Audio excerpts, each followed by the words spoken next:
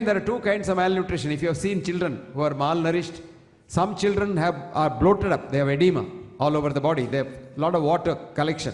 Some are very thin, drying up. The drying up one called marasmus, and the thick ones are called kwashiorkor.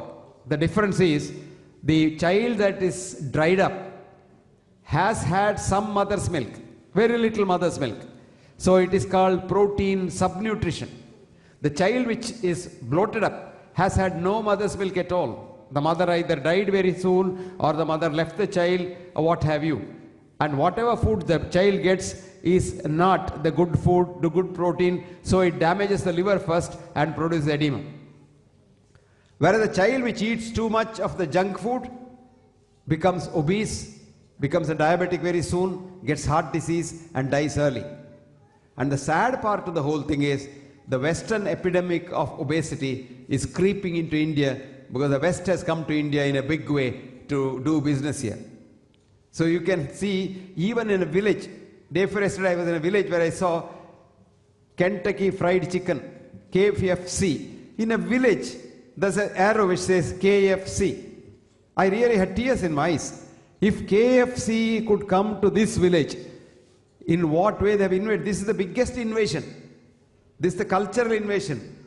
They invaded with the army in the olden days. Now they are invading with their culture. They want to sell and make money. As someone rightly said, today the world runs after money. So anything that you get from outside is not reliable because they just twist the facts to make money and sell their wares. Having said that, we can all sustain ourselves with the minimum food. That's what Ayurveda says, Hita, Mita, Ahara, Sevi. Food what you like and food in small quantities. Preferably many times in a day.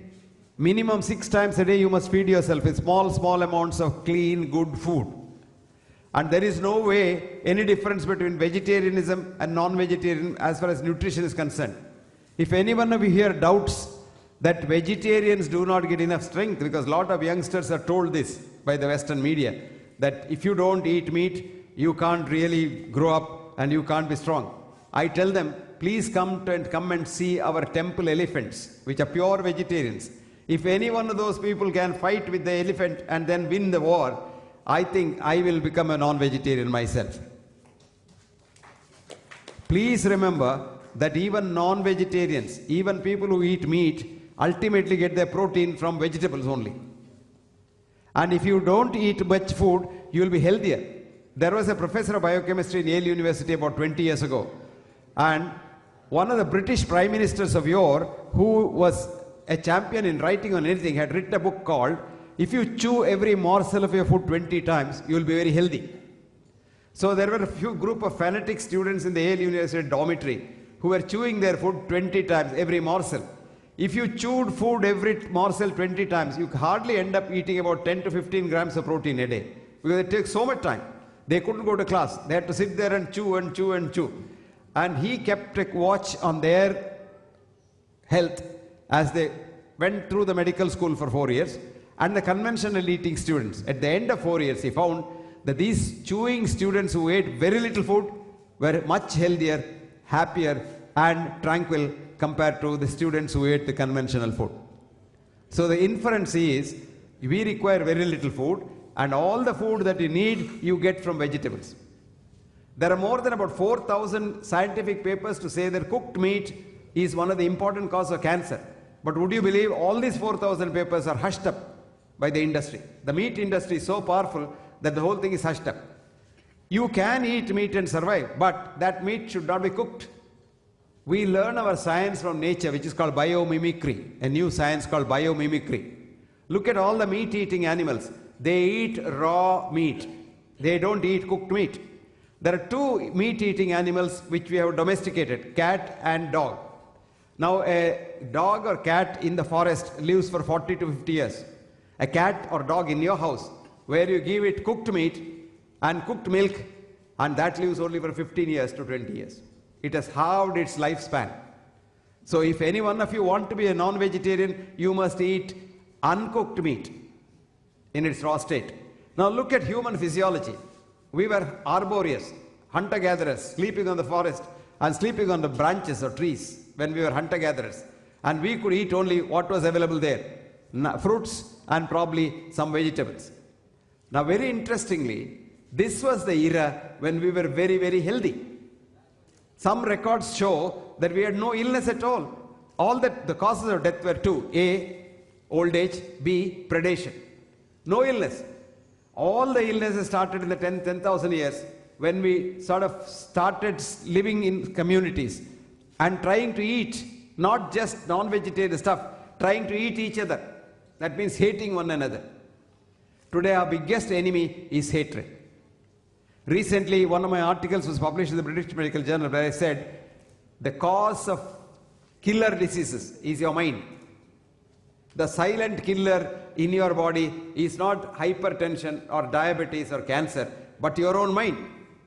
And if this mind is poisoned and it hates someone, your own body gets the damage and not the one who you hate. Let me tell you how it happens. If I can take a photograph of yours with a biophoton camera, I can see every cell of your body, every atom of your body emitting a photon light. And when I look at that, they are so happy, dancing. If all the cells, you have about 120 trillion cells in your body. Each one of these cells loves the other cell. That apart, it loves the cells of others. My cells love Karthikeyan cells as much they love my cells. Now imagine for a minute that I hate Karthikeyan. I want to damage Karthikeyan. I want to pull the carpet under his feet, and I want to get his chair and become the director of the CBI, Central Bureau of Investigation or whatever. Now what happens? My cells get so confused. My cells say, why is this fellow doing this? Karthikeyan is a part of me. Karthikeyan is like a hand or my head or my leg. So why am I harming him? So a time comes after some time, your own cells start hating your own cells.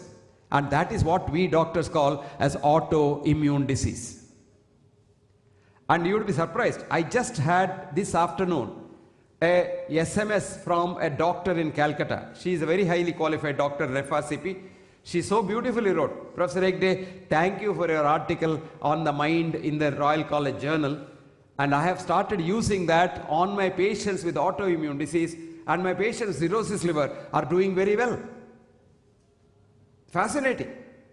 This only goes to show that if we start loving one another, vegetarianism, non-vegetarianism and things like that pale into insignificance. Ultimately what is needed is love, universal compassion, and that is what exactly is what is called good health. I'll give you the definition of good health. Good health is not absence of disease, because the definition of disease, every one of us has a disease, forget about it, but it doesn't kill you. We doctors connect disease with death so that they frighten you because we want more patients. I'll give you one example how we fool you. We tell you, if you're a diabetic, even if you're a South Indian eating rice, we tell you, you must start from tomorrow eating chapati. Now this creates a lot of problems in the house. The wife who doesn't know how to make chapati, she struggles to make chapati, she can't do it, and she does something which she doesn't like to do. This is very bad. Doing something which you hate kills you. Now the wife, she has to do it because she thinks the doctor has said the husband will live longer if he eats wheat. Now I'll tell you the truth.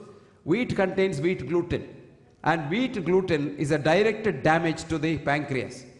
So wheat goes directly to your beta cells in the pancreas and keeps you a diabetic permanently. That is only disease mongering. I want my business. If every diabetic gets better and if there is no diabetes at all, what does the diabetic specialist do? Did you get the message? So friends, don't believe anybody but believe yourself. This is the most important thing. So health is enthusiasm to work. Get up in the morning and ask yourself, do I have to go to work today? And if you are enthusiastic, you say, I am healthy. 2, enthusiasm to be compassionate. Ask yourself, do I want to help somebody today? Because what does the Sanatana Dharma say? Paropakarartham idam shariram. You are made for the benefit of others. Remember that? You are here for others' sake. And if you did that, you are absolutely healthy. That's what Ayurveda says. What does it say? Samadatu samagnischa samadoshaha malakriyaha prasannatma indriyamana swastaitya videte. You get up in the morning, you sleep well, you eat well, you piss well, you shit well. you love well, and you don't hate nobody, you can't get any disease. How do you get disease? Krodha. You know what Krodha is? Anger. Anger. Anger and danger are just one letter apart. D, you add D to anger, it becomes danger.